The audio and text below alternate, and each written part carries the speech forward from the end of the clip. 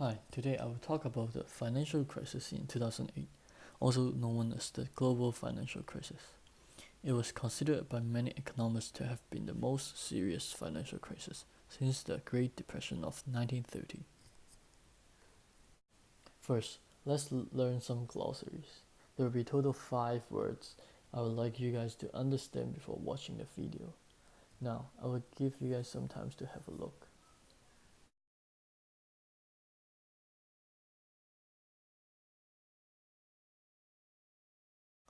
Let's look at the financial crisis.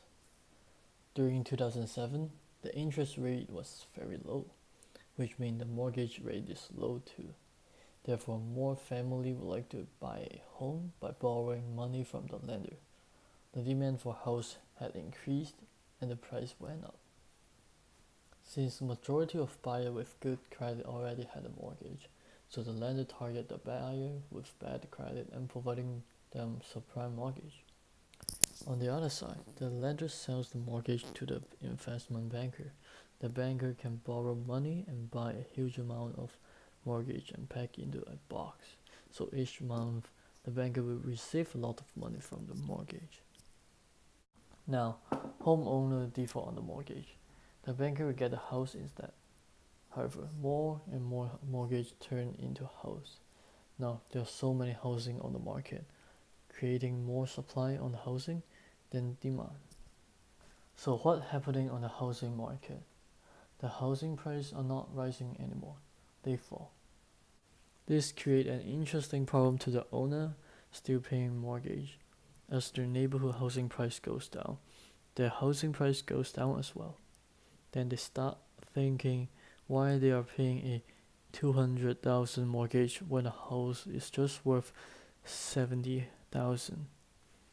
They decide to walk away from their home. So what's happening to those investment bankers who hold a lot of mortgage? They basically holding a box of worthless house. The investment banker try to sell it to other banker, but no one would like to take it because they are worthless. However, he is not the only one. There are many other bankers facing the same problem at that time. So the whole financial market goes down and everybody got bankrupt. Let's look at the consequences. The consequences spread around the world. There are collapse in the financial institutions in several countries, such as the United States and Europe and China. There are also huge amount of investors losing money in the stock market around the world.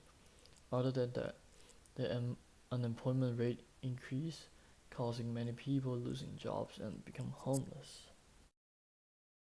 Now, I will show you guys some graphs I found on internet that can show how the financial crisis in 2008 affected the world.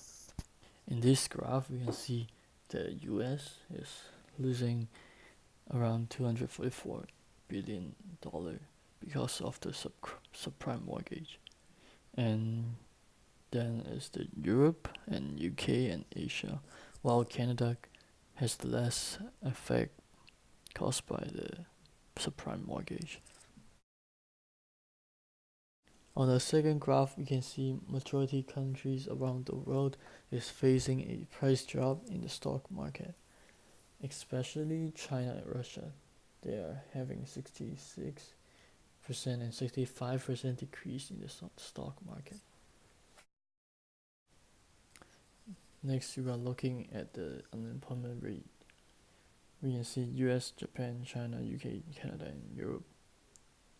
All these countries recover after 10 years, while Greece is still recovering. And we can see how powerful the financial crisis is. In the last graph, we can see the world GDP goes deep down in 2009 because of the financial crisis. The 2008 financial crisis was a totally tragedy. It caused some bank company go bankrupt and many people go homeless. A recent news has shown that the mortgage rate is rising And I think it's time for people to pay more attention about this issue. That's it of my presentation. Thank you.